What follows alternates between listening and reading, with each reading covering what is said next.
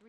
Let your little light shine, shine, shine. Let your little light shine, oh my Lord. For there may be someone down in the valley trying to get home, trying to get home. Let your little light shine, shine, shine. Let your little light shine, oh my Lord. For there may be someone down in the valley trying to get home, trying to get home. James. Now it may be James, or it may be John, or it may be Moses leading the children home. For there may be someone down in the valley trying to get home, trying to get home. Let your little light shine, shine, shine. Let your little light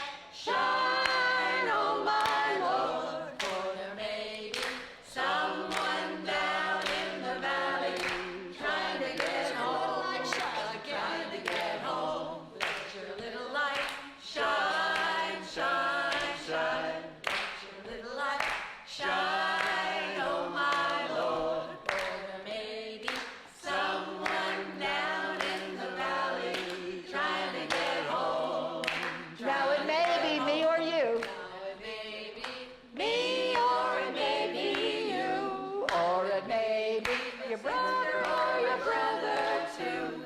And it may be someone down in the valley trying to get home, trying to get home. Let your little light shine, shine, shine. Let your little light shine, oh my Lord. For there may be someone down in the valley trying to get home, trying to get home. Let your little light shine, shine, shine. Let your little light shine, oh my Lord. For there may be someone down in the valley trying to get home, trying to get home. Excellent.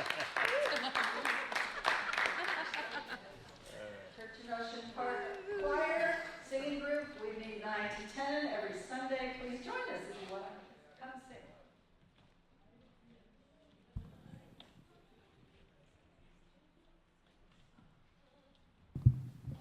Good morning all. I'm Joseph Hepburn. I'm here to welcome you today to this unique, multi-facial church community that is dedicated to social justice. So you may be wondering today if you are welcome here. You are welcome if you are Jewish, if you are Muslim, if you are Hindu, Buddhist, Christian, Zoroastrian, atheist, or some other combination of something else altogether. You are most welcome. You are welcome if you just came in from a protest march, and there are many around the world these days. You aren't able to attend any marches, or you are confused about what to do. You are welcome here to find some reassurance and guidance. You're welcome if you miss your Pride Month activities or if you are participating in some that are online. You are welcome if you don't have a job, if you recently had your job taken away from you suddenly, or if you are planning to have a job in the year ahead. You're welcome here at the church in Ocean Park. We extend a special invitation to those who are single, married, transgender, gay, filthy rich, or dirty poor.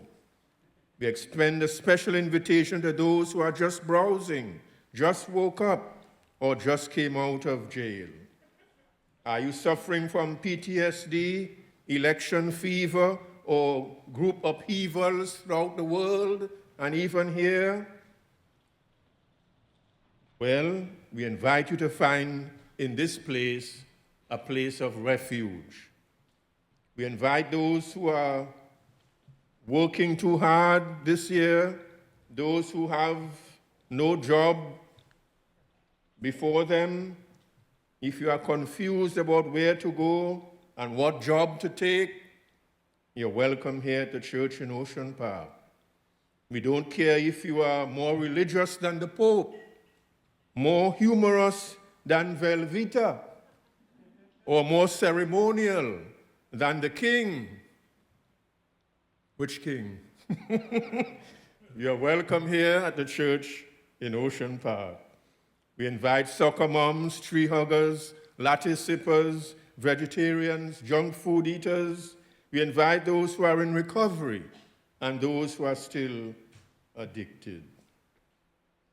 We offer a special invitation to those who are having problems, those who are down in the dumps, those who are not feeling well or suffering from some grief, some sort of bereavement at this time. We welcome you with open hearts, open hands, and open doors.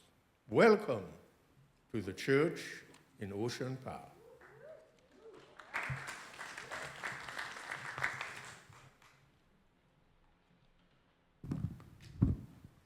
Good morning.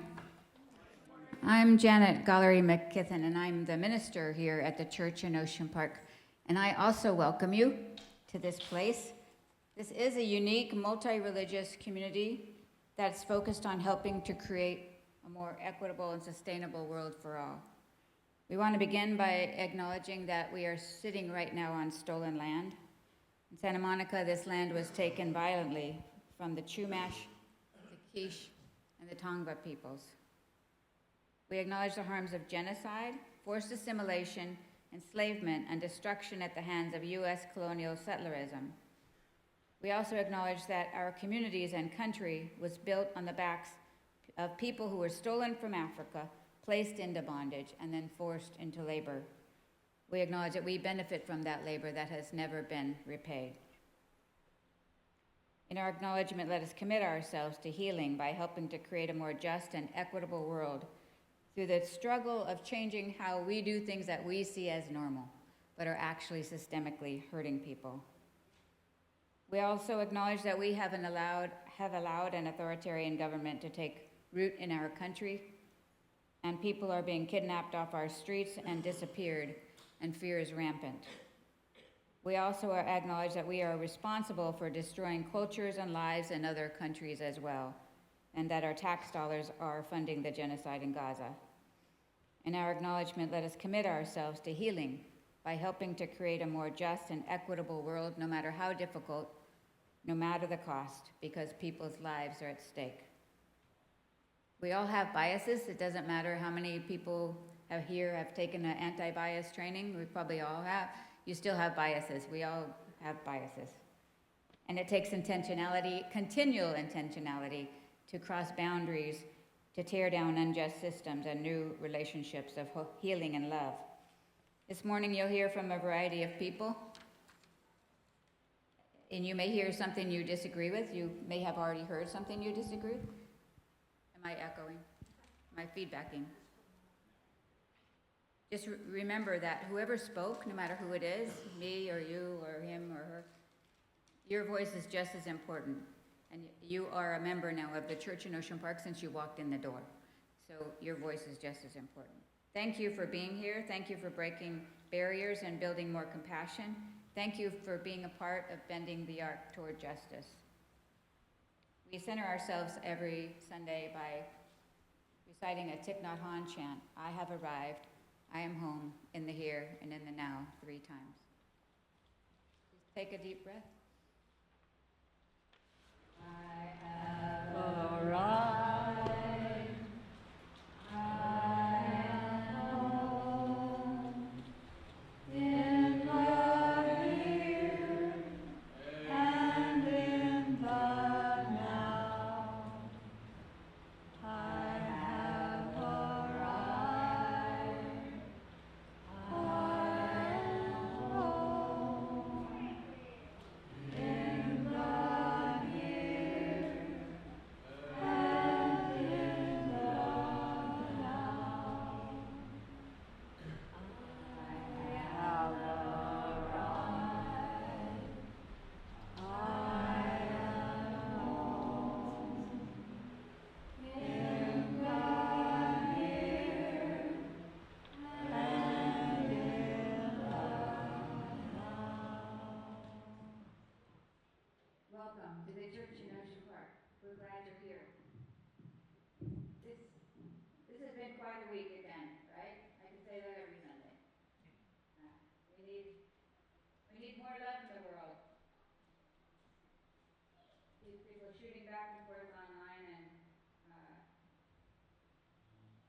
clear to me, and that is that we need more love in the world.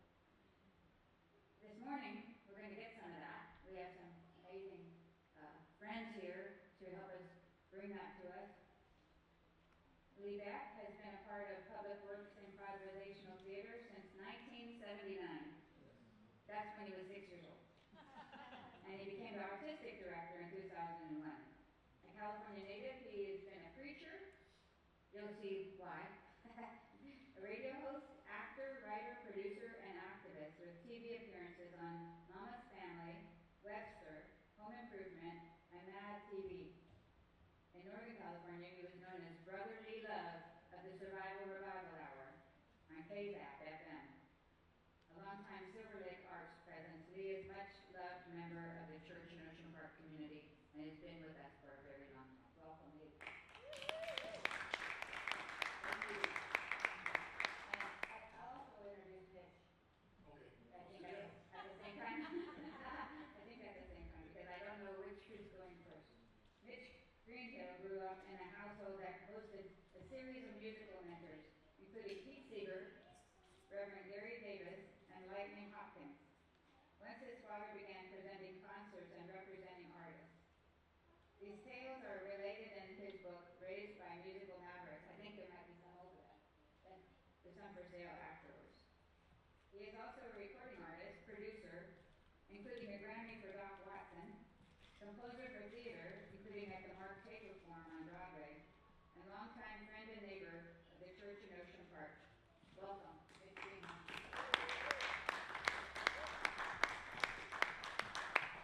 Together, they're going to present the era of Paul Robeson.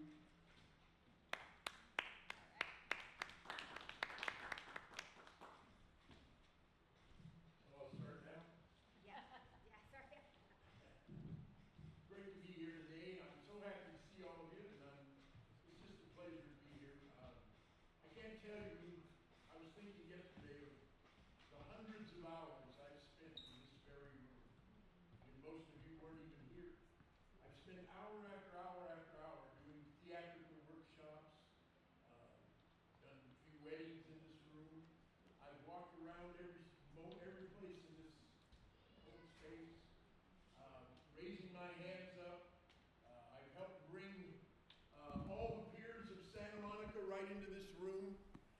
There have been many times when the ocean flowed across this room, when there was lots of traffic and people stood under the pier down at the bay right in this room.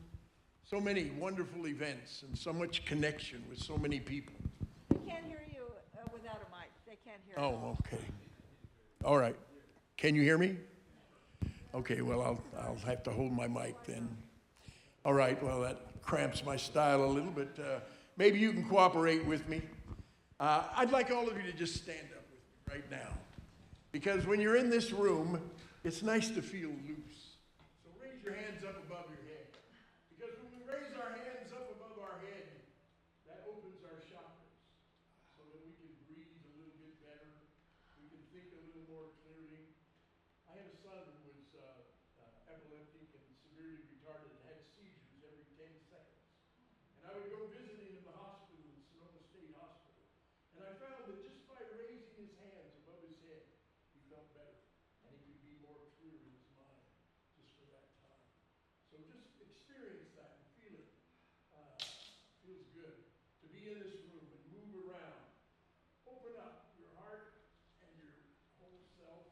And now as you're doing this, I want you to become conscious of your ass. And begin just moving it back and forth like this. Now from the bottom of your ass to the top of your lungs, I want you to shout with me, hallelujah. Hallelujah. Again now. Hallelujah. Again now. Hallelujah. All right, sit down. Thank you. All right. Now then, I guess I can turn this one off and start using that one. Today I want to talk about about folklore, about what we were doing in this room back in those days was creating theater, creating ensemble, and performing plays and coming up with stuff and working with incredible actors and incredible people who were all dedicated to being creative and to saying something that mattered, to helping lift people out of the moment into a better life, into a better thinking, into more clear thinking. And that's what the artist tries to do, and that's what folklore is all about. Our folklore is based on our experiences and in our dreams of what should be, of our rights preserved and valued, of the efforts to hold up human rights and dignity, to uphold and defend those rights, even in the face of those who place themselves above the law, seeking power, wealth, or even eternal life through the exploitation of others. We try to rise above that. Paul Robeson was an American hero, born in Jersey and died in Philly. He was an American. Today we're celebrating the country is celebrating the assassination of an American who was born and raised in this country too, and had a completely different set of values, it would seem. But Paul Robeson was an American too, a very great American, the son of a former slave. He was born in the era of massive racism. He was born in 1898. He was an All-American at Rutgers University in 1917 and again in 1918. He was on the Rutgers Debating Society. He spoke 32 different languages fluently. Yeah. He was a Rhodes Scholar. Paul Robeson was an incredible human being with a great, rumbling, singing voice. He was the first black actor to play Othello on Broadway. He was a Broadway star. He was a film star. At one point, he was one of the most famous people in the United States. He lived during the era of massive burnings and lynchings. You know how today we see people, masked men, grabbing people off the street and beating them up, throwing them in vans and taking them away, never to be seen again, apparently. At least we don't know what's going to happen to them. Well, in his day, it wasn't uncommon to see black people hanging in trees all over the United States, and big crowds coming to cheer about it. That's in this country that we have all grown up in and live in now. I mean, that's some pretty terrible history. And, well, Paul Robeson, he couldn't help but notice it, and he couldn't help but speak out against it. He was an amazing artist known around the world for his singing and his films. Boom, boom, boom, boom, boom. Boom, boom, boom, boom, boom. Boom, boom, boom, boom, boom. Boom, boom, boom, boom, boom. Boom, boom, boom, boom, boom. Boom, boom, boom, boom, boom, boom, boom. Boom, boom, boom, boom. Boom, boom, boom, boom. Oh, yeah, he could sing so great. He found the quest for freedom of the Russian Revolution to be something he hoped for his own oppressed people, as did many Americans in the 20s and 30s. We could talk all day of his talents and his accomplishments, his music, his movies, his concerts featuring his incredible voice and his fearless activism that caused him so much suffering. He was banned from the country. He couldn't get a passport to come back into his country for many years. And finally he did, and was, managed to die in this country, in Philly, in spite of his unwavering commitment to his people and his country. But today, I want to share a couple of stories that, and then Mitch will share another story and a few songs about Paul Robeson. First story I want to talk about was one that Mitch's dad, Manny Greenhill, told me about several years ago, maybe 30 or 40 years ago. I've been coming around here for about 50 years, The Peaksville riots of 1949. Peaksville, by the way, is now described as a diverse Westchester city, and just outside of New York, north of New York City.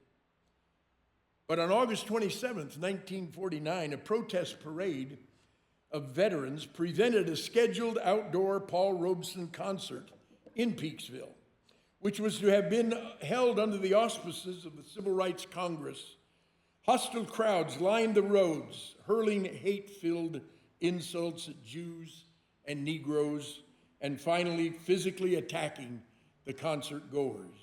There were lots of KKK, Christian nationalists, that kind of folks. People who listened to the fellow we're mourning today, that kind of stuff. Manny Greenhill was there, as was Paul Robeson and Pete Seeger, who was the opening act. And as Pete began to sing, the people smashed all the windows in his car in the parking lot. And then they attacked the stage. Many cars were damaged and overturned. People were injured. A gigantic cross was burned on a nearby hill, and one anti-Robeson demonstrator, a veteran, was stabbed. The concert was shut down. Robeson said, "I will be loyal to America of true traditions, to the America of the abolitionists, of Harriet Tubman, of Thaddeus Stevens, of those who fought for my people's freedom, not of those who tried to enslave them. And I will have no loyalty to the Forrestalls, to the Harrimans, and to the Wall Streeters." He promised, "I'll be back with my friends in Peaksville." And 1 week later, he returned to a big old pasture just outside of Peaksville. Only this time he had 15,000 people from all around New York, many from the city, who came with him, 2,500 of whom surrounded the stage so that nobody could get to him on the stage. They were ready this time, or at least they thought they were, until they went to leave. And as they were leaving, driving on the roads back home, again they were attacked. They were stoned by a mob. They were shouted at with racist language and spit on by hundreds of angry demonstrators who injured more than 150 people. All this as the police stood by and fraternized with the mob. So, this isn't something new. This is rising up again. This is a repeat. During this era, Paul Robeson found refuge and camaraderie at the Unitarian Church right here in Los Angeles on 8th Street. He and Reverend Fritchman of that church were both blacklisted during the 1950s when McCarthyism and HUAC, the House of Un-American Activities Committee, held hearings and demanded answers. Are you now, or have you ever been, a communist? This followed by the demand that the accused name names of communists and fellow travelers, many artists, filmmakers, painters, actors, unionists, and others were called to testify, and careers were ruined. When the balcony was full at the Unitarian Church during that era, at the 8th Street Unitarian Church during the blacklist era of the 50s, the church became a refuge for the victims of McCarthyism. Artists, including Robeson, who couldn't show or perform their work, or whose names were deleted from well-known projects like movies, plays, literature, concerts, galleries. Even many factory workers and tradespeople found fellowship, acceptance, and refuge at the 8th Street Unitarian Church. How many of you have ever been there? Yeah, okay. Good. You were brought up there, huh? Wonderful. The church produced art shows during this period of time, concerts, theatrical events, as well as lots of moral, spiritual, and sometimes monetary support for the victims of the so-called Black List. And now I want to tell one more story about Paul Robeson, but first I must tell you this. My father was a closet Nazi. That's the opening line of a little song that Marlene Rasnick, who I met right here in this room many years ago, and wrote about and married and lived with for 21 years before she passed away. Waldemar Hilly was one of those people at Sunset Hall, one of the residents there, who was the musical director of the Unitarian Church during the McCarthy era and for 50 years. We knew him as a resident of Sunset Hall, the retirement home just a block away from the Unitarian Church on Francis Street. It was started by that generation of activists at the Unitarian Church, and many of them, including Wally, grew up to become residents there later in life. Wally was a concert-quality pianist. In fact, there at Sunset Hall, we had a baby grand in the main lounge, and many was the day that Wally spent hours sitting there and playing beautiful music. He seemed to be able to remember all that music very well. During the blacklisted era, he was the editor of the People's Songbook.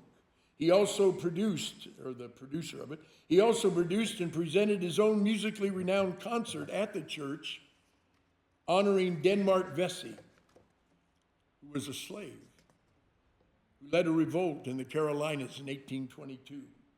Wally also produced theater at the church, like The Crucible by Arthur Miller, as well as the incredible concerts with the likes of Paul Robeson, Pete Seeger, as well as numerous other musicians, writers, poets, actors, and filmmakers. The great Paul Robeson stepped out into the streets of Harlem one day and began to stroll down the street. He was, of course, immediately recognized, and he was a truly Renaissance man, an incredible musician, a lawyer, a two-time All-American athlete, #1 box office movie star, Rhodes Scholar, and a blacklisted black man, and an artist known the world over. You can bet that Harlem was mighty glad to see him strolling down the street that day. And the big, large crowd began to gather around him, and pretty soon the people said, "Sing us a song, sing us a song." And he said, "Well, how can I? I don't have a piano." Whoa, whoa, whoa, whoa, whoa, whoa.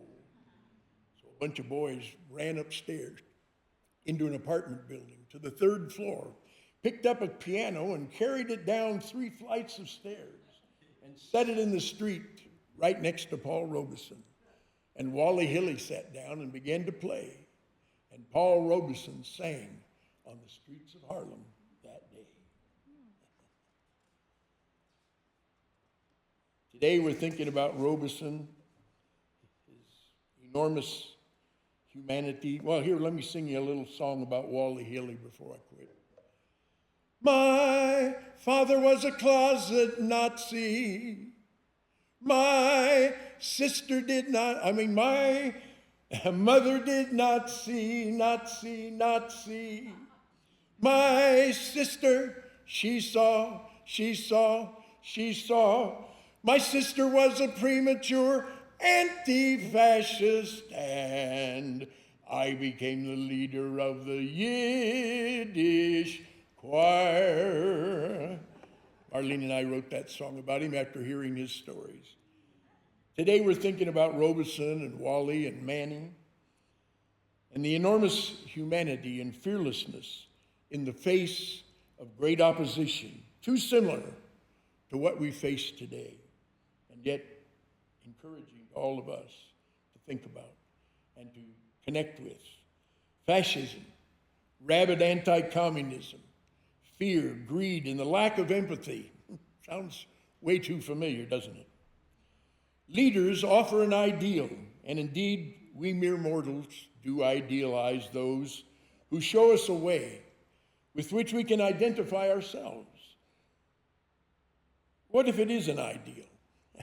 At least there is that, a goal that could improve the lives of all of us. And what would be wrong with working together to accomplish great things? Wow, what a crime. Communal efforts for the common good. I know, you may say I'm a dreamer, but I'm not the only one. And that's the part I like best. And that's pretty much why we're all here today.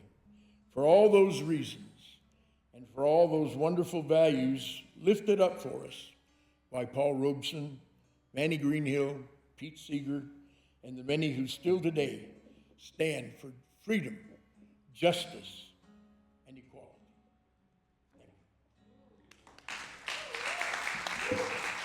Now I'm going to turn it over to my old buddy who I've been working with for maybe 60 years, since we were in our late 20s, a young man named Mitch Greenhill.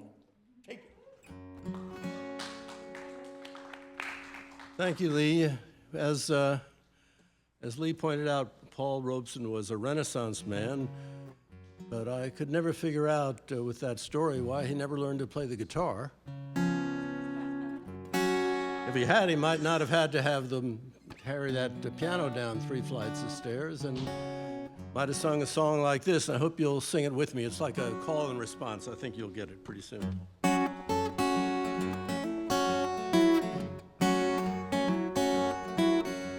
I met my brother the other day, gave him my right hand. Just as soon as my back was turned, he went a-scandalizing my name. Now do you call that a brother? No, no. Do you call that a brother? No, no. Do you call that a brother? No, no. He was a-scandalizing my name. Let's try that again. Do you call that a brother? No, no. Do you call that a brother? No, no. Do you call that a brother? No, no. He was a-scandalizing my name. I met my sister the other day, gave her my right hand. Just as soon as my back was turned, she went a-scandalizing my name. Now do you call that a sister? Do you call that a sister? Do you call that a sister? No, no, she was a-scandalizing my name.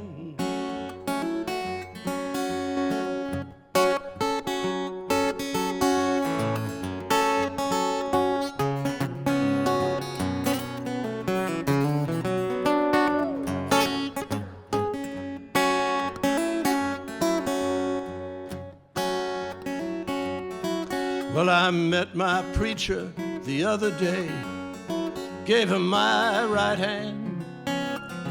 Just as soon as my back was turned, he went a-scandalizing my name. Now do you call that religion? No. Do you call that religion? No. Do you call that religion? No, no. Scandalizing my name. Scandalizing my name, scandalizing my name.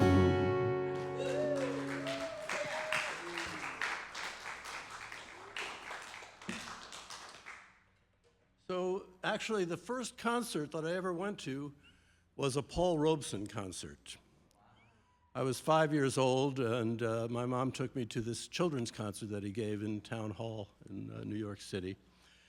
And I'm going to read what I wrote about it. This comes from my book, which, as Janice mentioned, is over there. New York, 1949. I'm a 5-year-old boy squeezing my mother's hand. We emerge from the subway to a cacophony of horns, engines, and loud voices. I become suddenly aware of large cars barreling towards us from several directions, including just beyond my peripheral vision. Hold tight, my mother Leona tells me, and I squeeze harder. We must stay together, she cautions. Frightened, I press closer, trying to lose myself in the folds of her long skirt. Our destination is not far, she tells me. We are on our way to a concert, my first. Stride by stride, we navigate the chaotic streets of Manhattan, a faster world than Brooklyn, where we live. When we arrive, she tells me, a special treat awaits. The hall is large, carpeted and lit with delicate fixtures. It provides a welcome shelter from the confusing world outside. I exhale and feel my pulse slowing towards its normal rhythm. We find our seats high in the balcony, and I turn my focus to the stage. A spotlight circle glows in its center. After a while, a large man steps into it, cups his hand around his ear, and begins to sing. This, she tells me, is the mighty Paul Robeson performing a special concert for children. His immense, deep voice renders songs like Shortening Bread, Deep River, and Little David, play on your harp, hallelujah, hallelujah, little David, play on your harp, hallelujah. As we look down on him, Robeson seems like a distant star. A powerful gravitational field seems to emanate from him. I feel myself, as well as those around me, other children and their parents drawn into its orbit. Within a few songs, we have become a community, bound together by music and by the artist's aura. It's a kind of alchemy, a transporting magic that has changed me. The outside world's dissonance keeps its distance from this harbor of safe harmony. I want to explore that world. I want to get inside that music. So that was the event that arguably set me on the wayward path that you find me on today. And back then I had a lot more tomorrows than yesterdays, and now it's the opposite. Come back. No, that's not what I meant to say. So I'll sing another of Robeson's songs. Feel free to join if the Spirit moves you.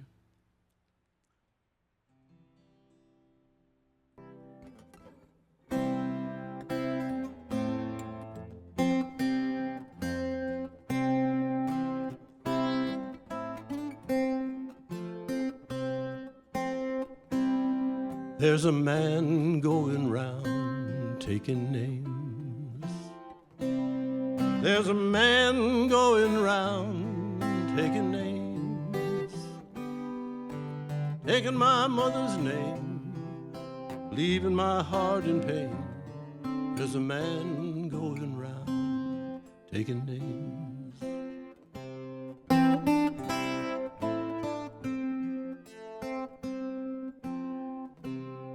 There's a man going round taking names.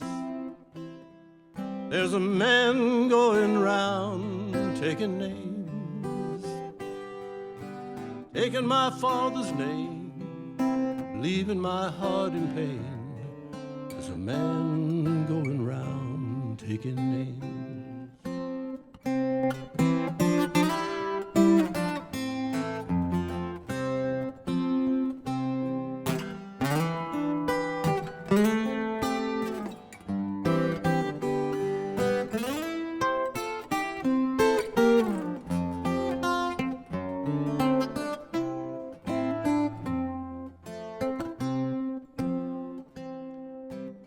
Death is the man taking names.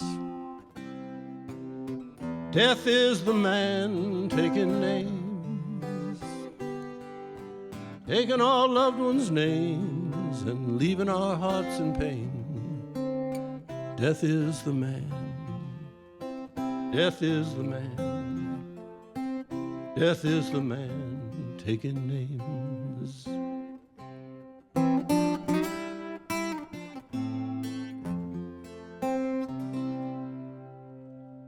Thank you.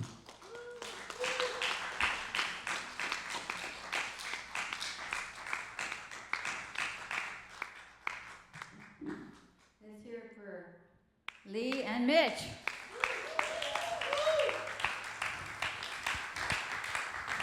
So now you have the option of staying where you are or coming down here, but we're going to have community sharing, which means that, come on down, okay. So we would like you to come down and sit in one of these chairs. In a minute, there'll be two.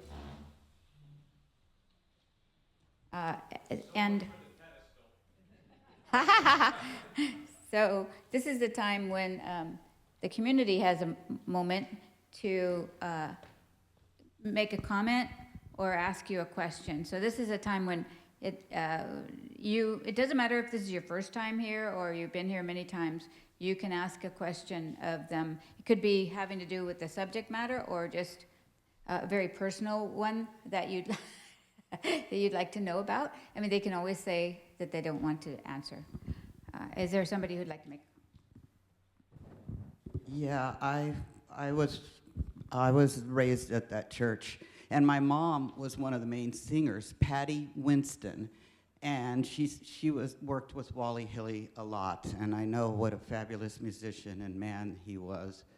I never quite felt a part of the church that much. I always felt like a lot of the people didn't believe in God, and they were mostly white. But I liked some things about it. We did a lot of art, and Paul Robeson is definitely one of my big heroes. My dad had probably 10 books about him. Thank you for this presentation.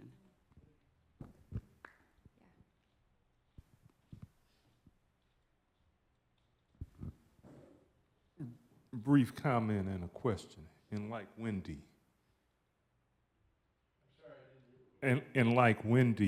I too was raised as part of the 8th Street Unitarian Church.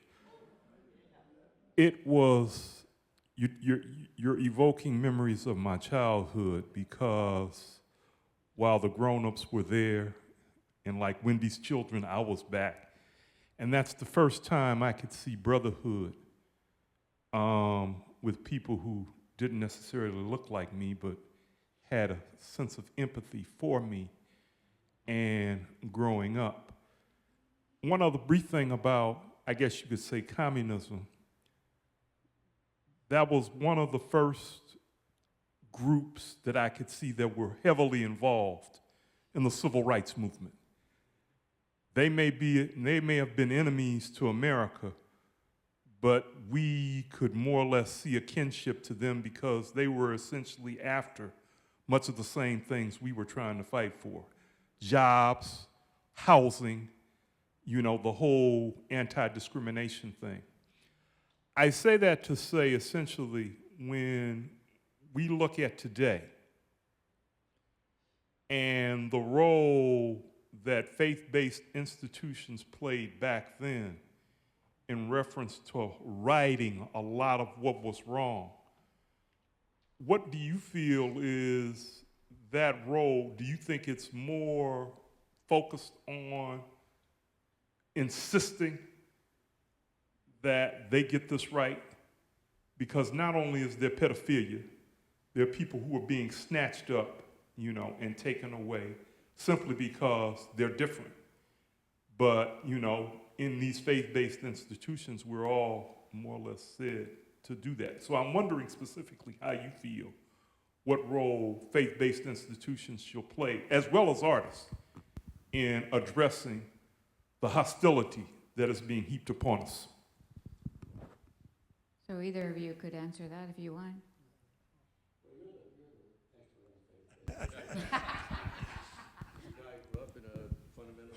Well, yeah, I was raised in a fundamentalist church, but Microphone. and was a fundamentalist evangelist for 10 years. I've preached 50 nights in a row from coast to coast and cover to cover when I was in my early 20s, and then worked my way out of it and made speeches that eventually got me kicked out of it for the most part. And there were places, though, that would still have had me come, but I chose to leave them all behind. And there was one time when all the preachers came to see me, a bunch of them came from all over the country and sat in my living room, and I was so pissed off and angry. I could hardly even look at them. My wife was nice to them, but I was nice to them, but I mean, I just couldn't, But speaking to the church where you grew up, a lot of those people, those residents at Sunset Hall, had been part of that whole movement in the 30s. And those communists and those socialists and those fellow travelers and vegetarians and hard workers, those men and women, the women were the first generation to get the vote in the United States of America in 1920. And they celebrated that fact, and it meant something to them. And they never gave up. I took them to demonstrations in a little van. I took them to demonstrations when some of them were in their 90s. And when it came time to write letters and send them off, they all got together up in the upstairs room, and they had committees, and they wrote letters, and they continued their activism because they saw that as what was important. And I think that's pretty much the way it is right now. To step up your activism. If you haven't been doing anything, there's something you can do, and it doesn't have to be a big deal.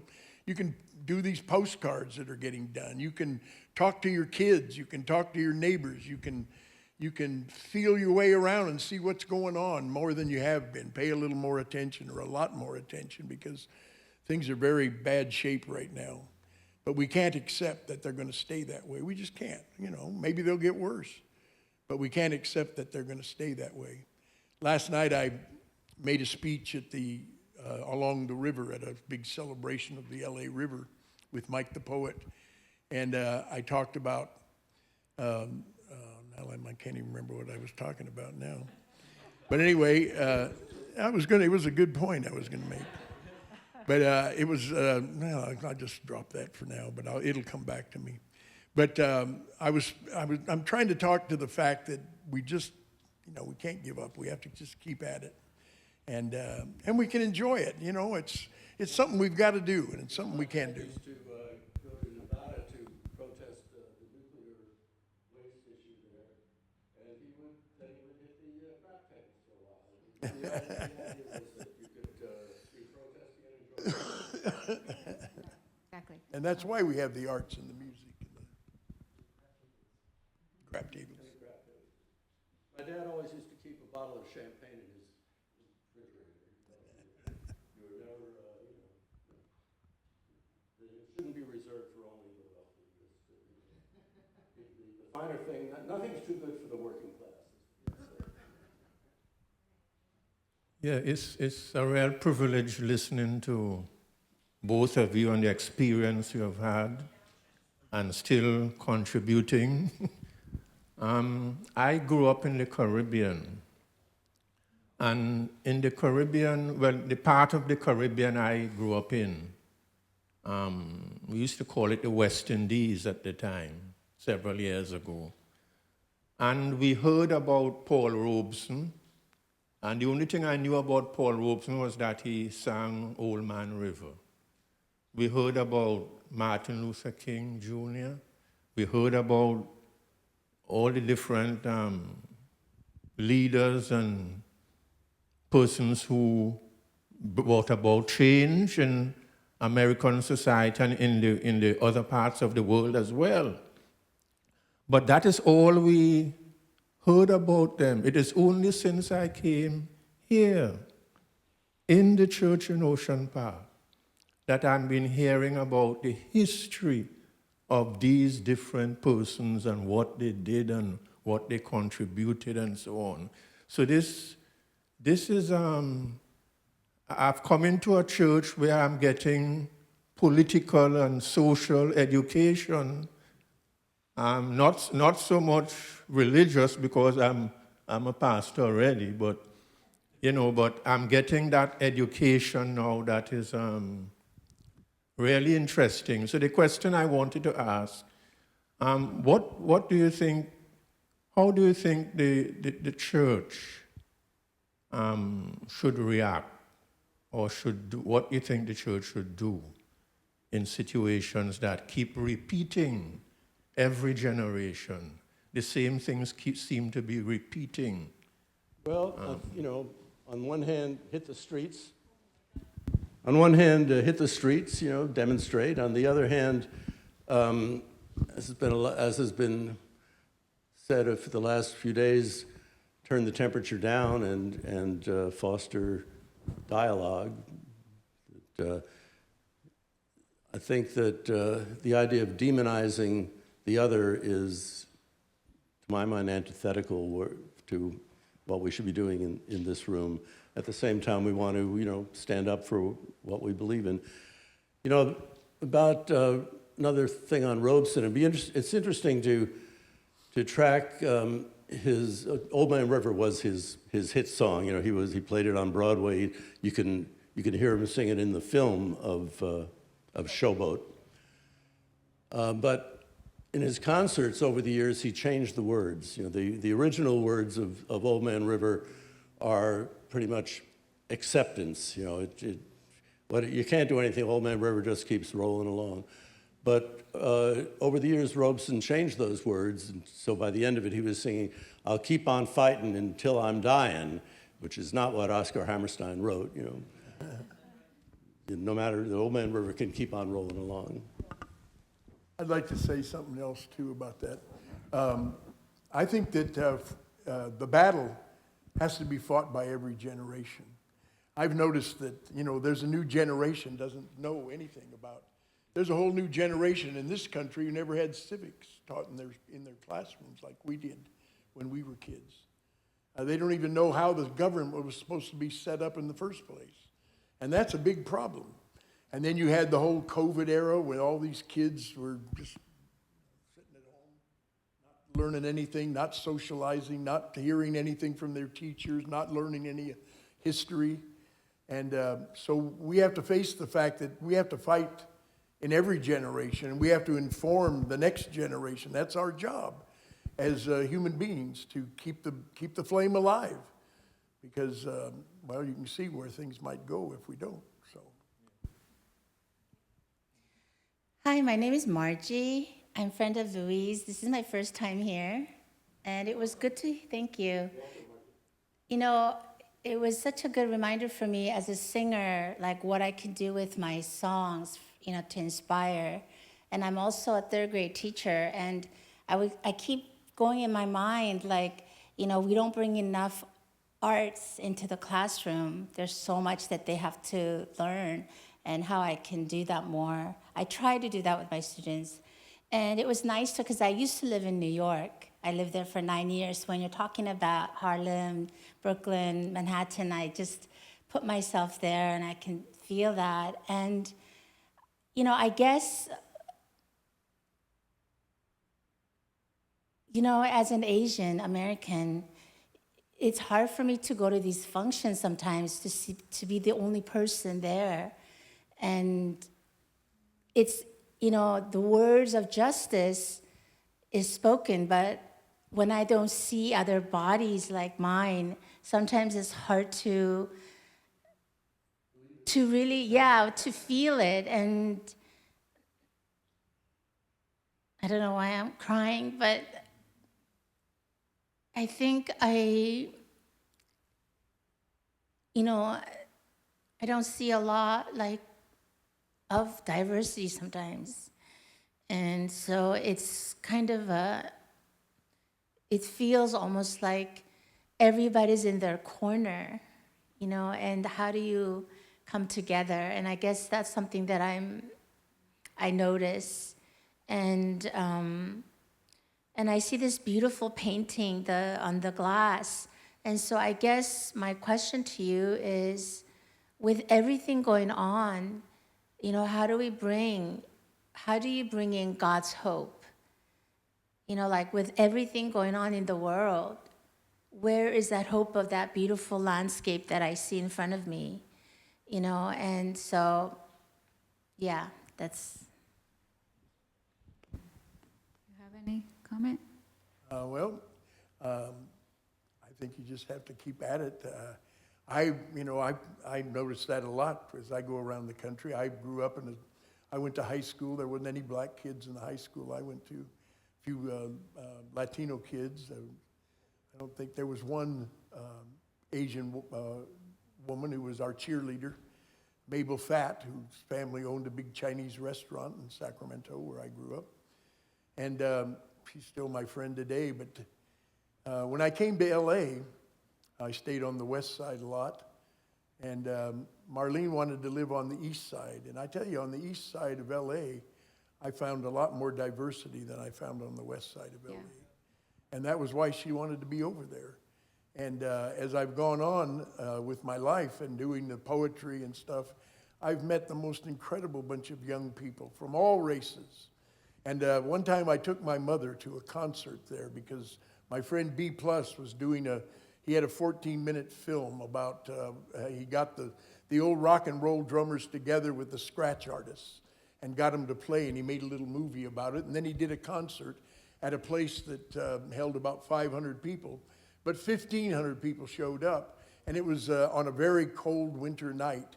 And my mother and my brother and his wife, my brother, who is still a fundamentalist evangelist, and his wife were there with me, and I took him, but he's a fabulous musician, so he was interested. And we were standing back in the line, and some of the boys came and saw it was me, and I'm close with B+, so they brought my mother and I and my family in, and they had chairs right down front, and they set Mom, who was in her 80s at the time, and a beautiful blue-eyed woman, and set her right down in front. And as the program went on, as soon as she sat down, all these beautiful young people came running over, young women came over and give her a hug and welcome her, all different nationalities. It was so cool. And it was so touching. And as the show went on, my mother reached back and pulled me down, and she said, I just realized I've been racist all my life. So, you know, that to me was a very touching and important. Yeah, I'm really glad you shared that, because it's true for so many people that walk into this space and other spaces. You know, when it's, you know, how no matter how inclusive you try to be, you know, there's always so much more, and I'm glad you shared with us. And I think that there, you know, that's true with regard to ethnicity and with people who are experience a different type of sexuality. You know, whoever isn't whatever the norm is supposed to be. Like, there's so many norms, and you know, so many people who do not represent norms that we. Oh, a couple people. Okay, hold on. Okay, let's go to Zoom, and we'll come back to Linda and then Chris. Okay, Judy Abdo. I just wanted to say how wonderful it is to see the two of you performing at the church in Ocean Park yet again after all these years. And I love it that you brought your message to us today. I don't have questions for you. I just have appreciation, and I love it that you're here, and I hope that Lee's special events that happen monthly continue on a monthly at least basis. Thank you, Judy. You know, that reminds me, I think my dad's memorial service was in this room, and you were No doubt. I did your son's car mitzvah here, too. I think that was in our backyard. Oh, no, it was right here. Oh, okay, Abby. I really loved hearing this message. I was married in the 8th Street Unitarian Church. Before that, I grew up in Briarcliff. If my Wall Street father taking the train home, if he forgot to get off, he'd end up in Peekskill very shortly. So we heard a lot about Peekskill and Paul Robeson. I loved his version of Get On Board, Little Children. That was one of my favorite songs then. And I was just in awe of Old Man River. Well, he was a communist, so people in Briarcliff didn't exactly like that. And so I heard a lot of criticism of Paul Robeson. But then when there was violence at one of his concerts, people were just shocked and horrified. And I think probably a lot of people in this room had the same feeling when Charlie Kirk was shot. You know, we don't agree with him, but to be having a debate on a college campus and then just like that, his life being taken, I think we did have the same feeling about Paul Robeson at the time. Thank you. Here you go. I'm so glad to be here today and that you came and that I was able to haul out my shirt. But which sort of the worse for wear, but you know, whatever. I grew up in the San Fernando Valley, and I was a communist before I heard about Paul Robeson, which just is what it means to be culturally deprived in growing up in the San Fernando Valley.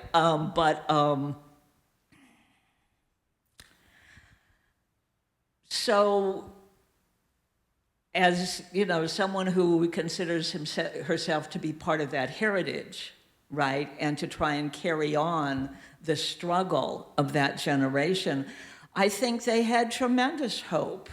They had a vision of a better world, right? They knew that humanity was not only more important than profit, but that profit had no place. It's not like people over profit, it's like people, not profit, right? And that all of that, that's the vision, that's the hope, that's what enabled the struggle And if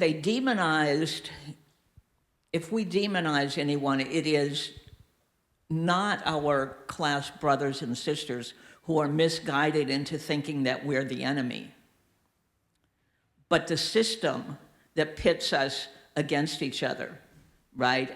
And I think Robeson was very happy to demonize a capitalist system, but he sang to the miners, right? And I have what is probably an inappropriate request, so you can just say thanks, but no thanks. But the song that was really important to me and to my comrades and to my late husband was the song that Robeson sang to Scottish miners in 1949 and a lot of other places, which ends by saying, wherever workers fight and organize, that's where you will find those that we miss.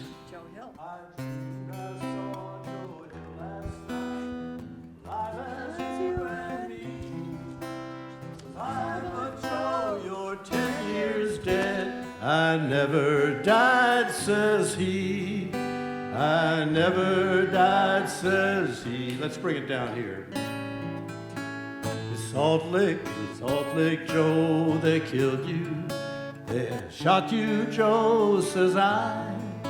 Says it takes more than guns to kill a man, says Joe. I didn't die, says Joe. I didn't die. What's the next verse here? Salt Lake.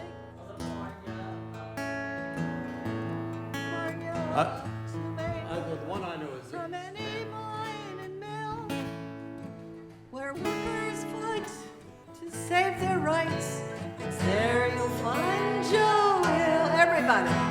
It's there you'll find Joe Hill. standing there as big as life, alive as you and me.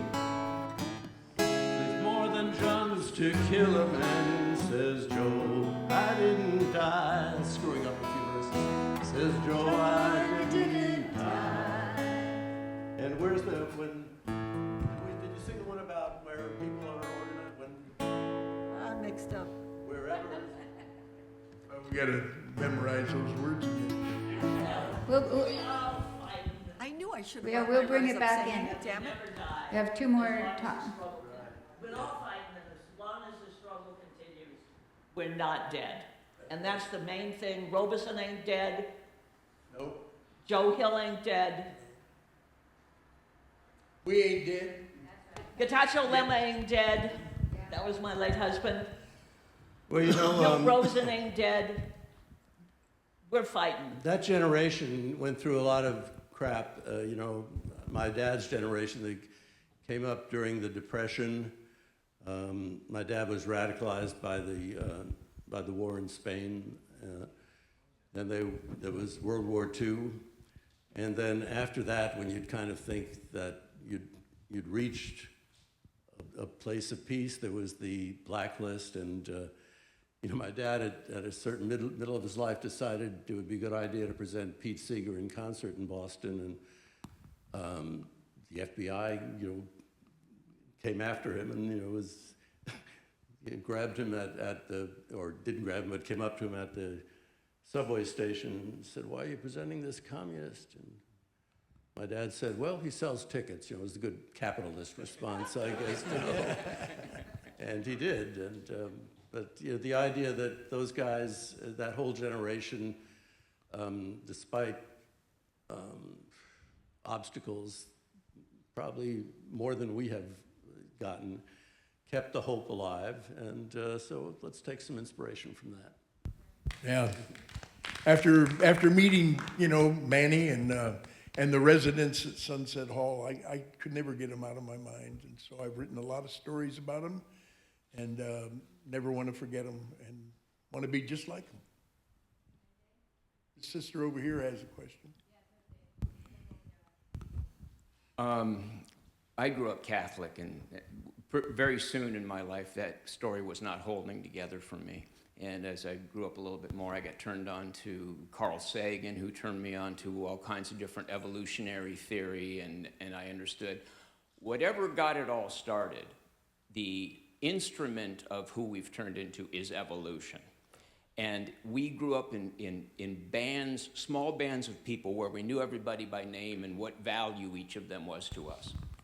But we were hunter-gatherers, and so we had to move on sometimes as we depleted our resources, but maybe not so fast. You know, so there was always the people who said, let's go forward. And there was always the people who said, let's not walk off a cliff. Those are your liberals and your conservatives. And they are this dichotomy is built into human beings.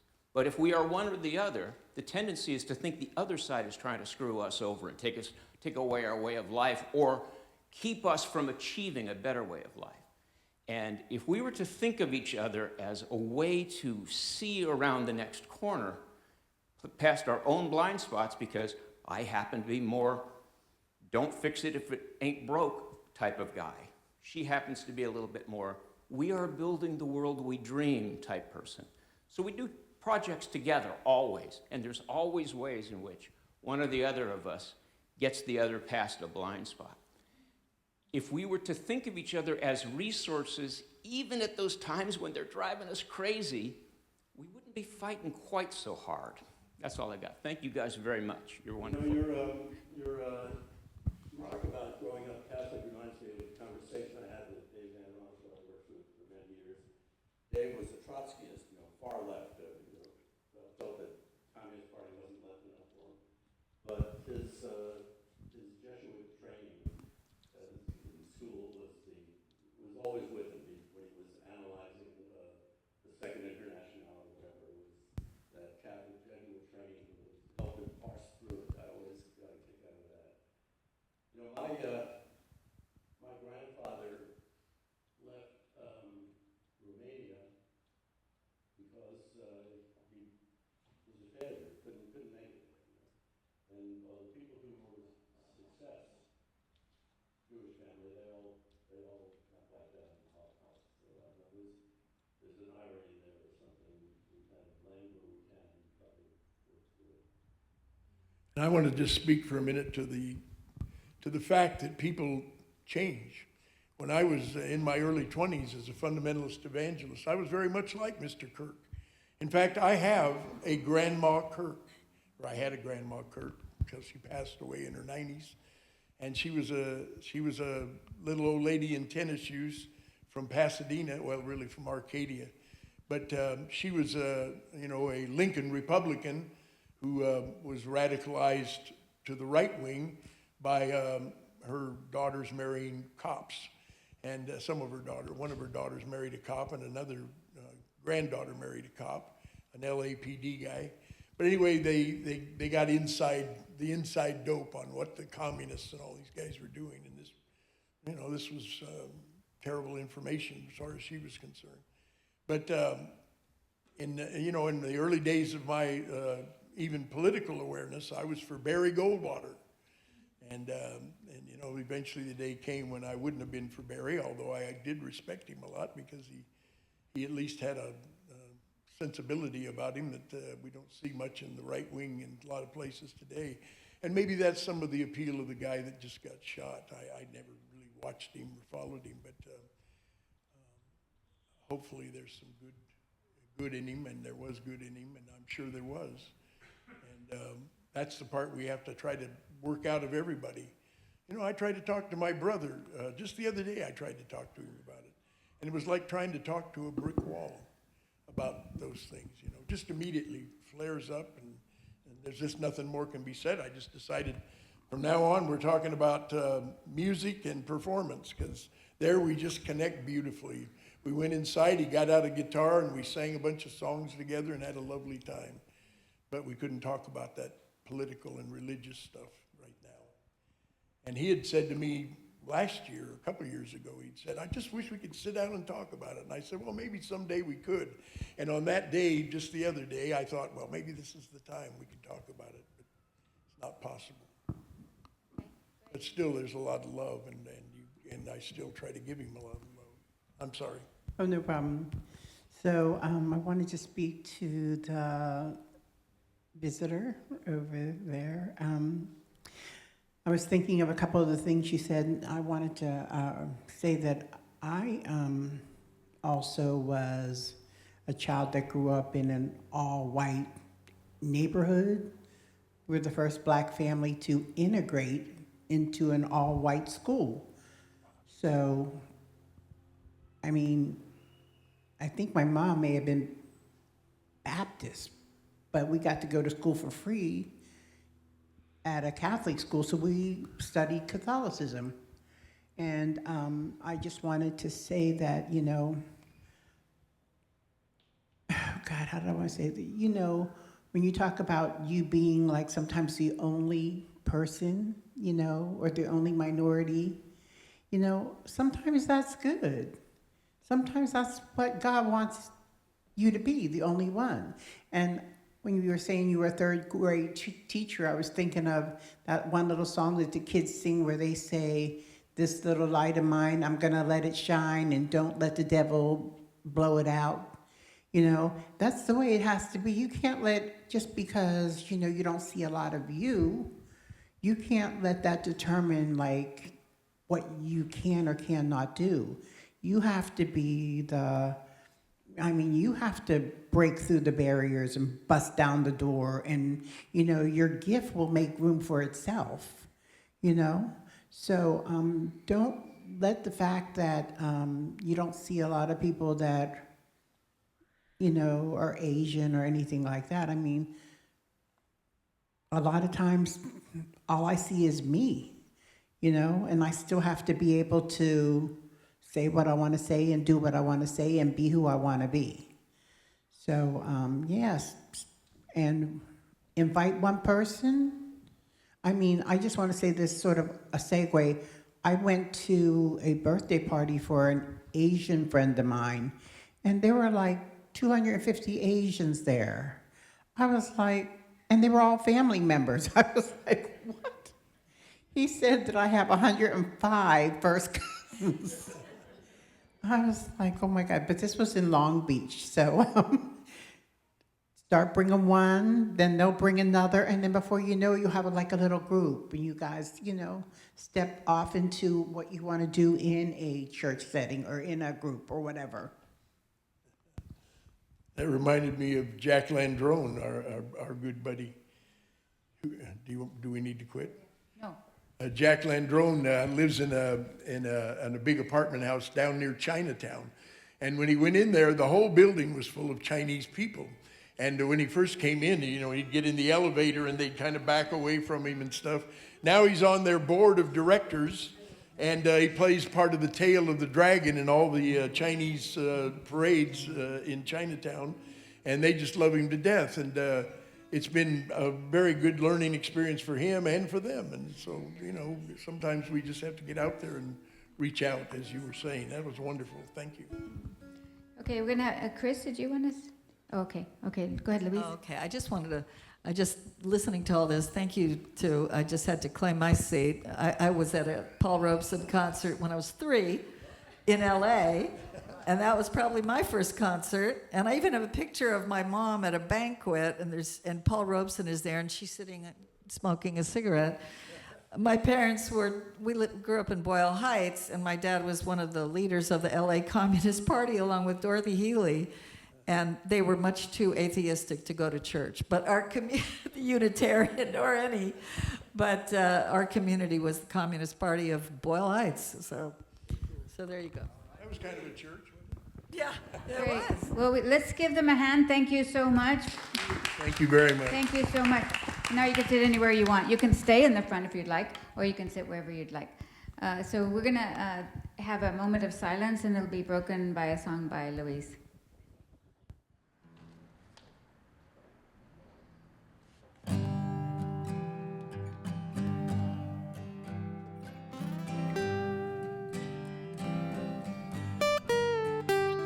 We believe in things we cannot see.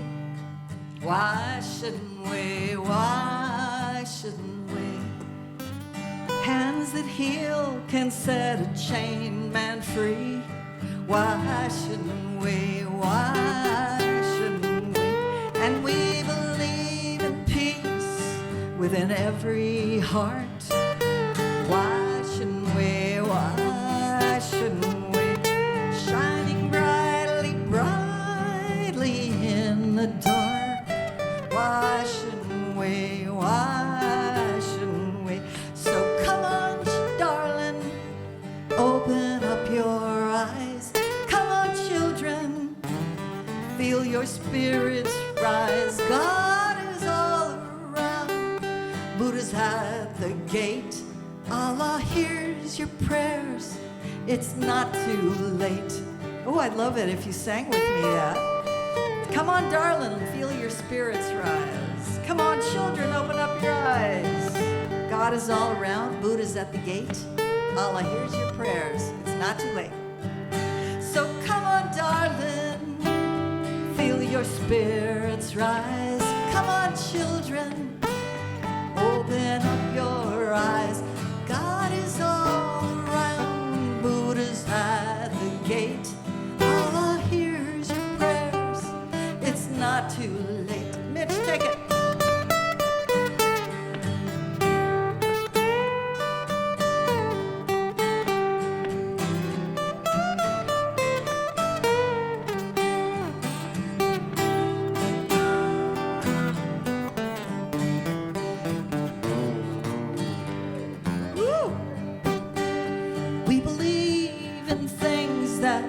Cannot be done. Why shouldn't we? Why shouldn't we? Lift up your heart, put down your gun. Why shouldn't we? Why shouldn't we?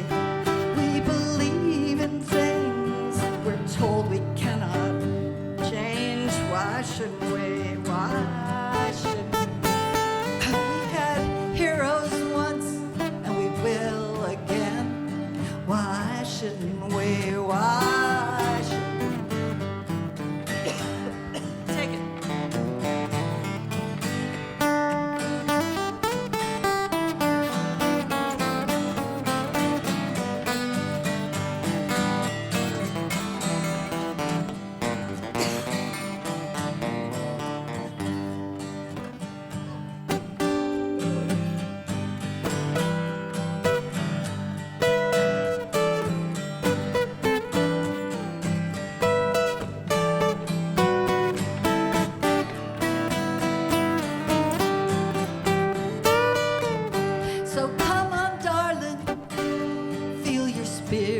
Rise, come on, children, open up your eyes. God is all around. Buddha's at the gate. Allah hears your prayer. I better stop now. Thank you, everybody. Thank you, Mitch.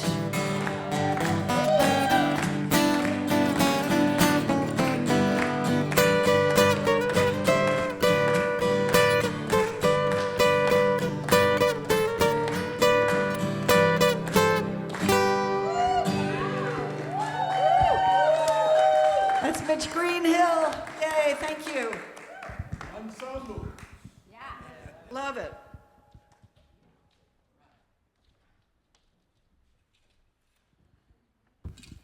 Wow.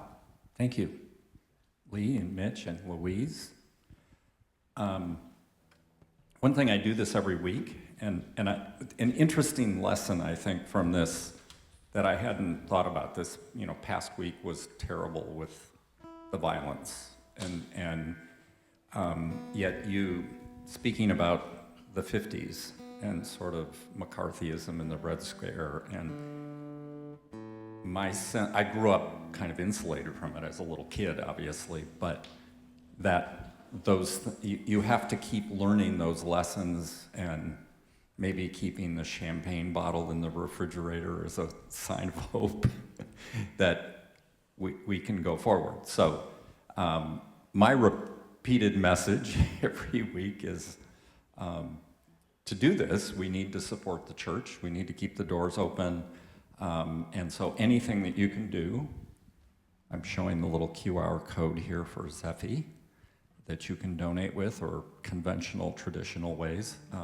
So anything you can do is really appreciated to keep us going and having these kinds of conversations. So thank you. Keep seat. Come on, Mitch. Gonna lay down my sword and shield down by the riverside, down by the riverside, down by the riverside. I'm gonna lay down my sword and shield down by the riverside. I'm gonna study war no more. Ain't gonna study war no more. I ain't gonna study war no more. Ain't gonna study war no more. Ain't gonna study war no more. Ain't gonna study war no more. Gonna study war no more. Take it, Mitch.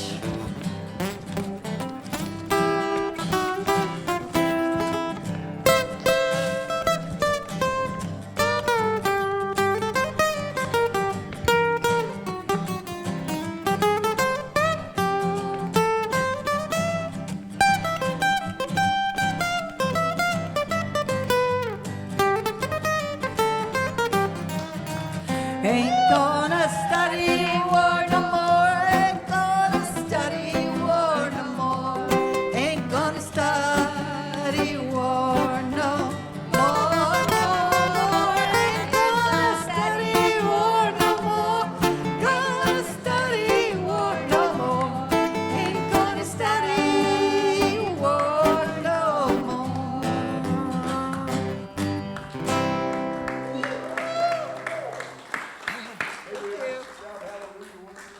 That's right. All right, so something that we have to do with, it takes a 5-year-old Well, girl. in the meantime, I would like to play my other song before we head Izzy. Reach out and touch somebody's hand. Make this world a better place if you can. Reach out and touch somebody's hand. Make this world a better place. I love hearing him play. What can I say? Reach out and touch somebody's hand. Make this world a better place. What are you doing next Sunday, Mitch? Hey, reach out and touch somebody's hand. Make this world a better place if you can. Ooh, reach out and touch somebody's hand. Make this world a better place if you can. Ooh, reach out and touch somebody's hand. Make this world a better place if you can. I wish I knew the whole song, but I don't. Ooh, ooh, ooh, oh. Are we having communion today? Yes, so We're having communion after church today. So the church in Ocean Park offers communion for any faith tradition. It's an inclusive one, and we'll be in that room, the green room, after the service.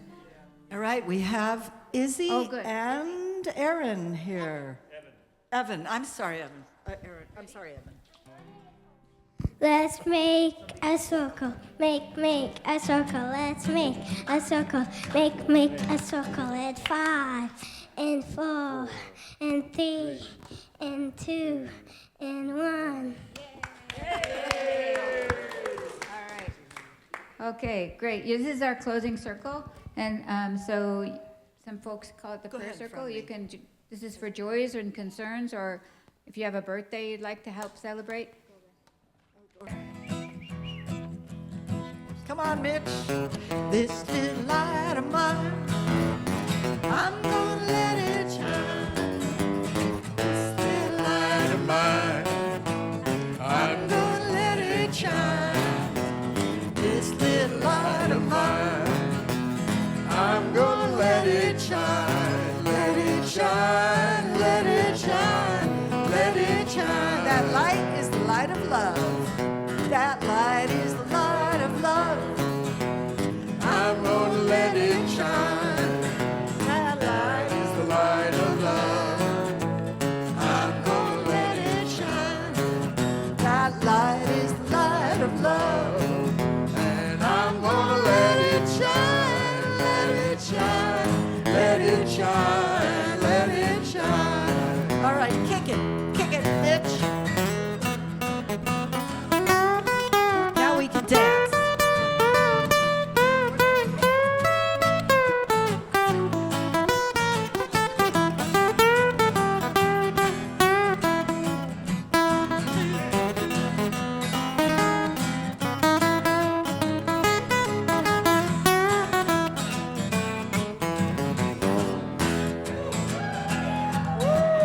Hide it under a bushel. No, I'm gonna let it shine. Hide it under a bushel. No, I'm gonna let it shine. Hide it under a bushel. No, I'm gonna let it shine. Let it shine. Let it shine. Let it shine. Okay, last time. This little light of mine, I'm gonna let it shine. This little light of mine, I'm gonna let it shine.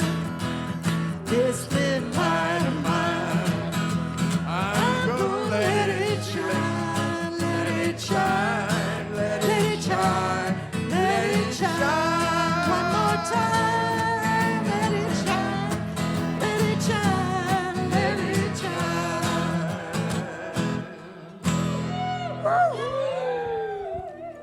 And now we're going to say, yes, let's give that a hand. Woo! Woo! And now we're going to say our benediction, carry on. So raise your hands up high, and we're going to say it on the count of 3. Unmute all you Zoomers. 1, 2, 3. Carry on!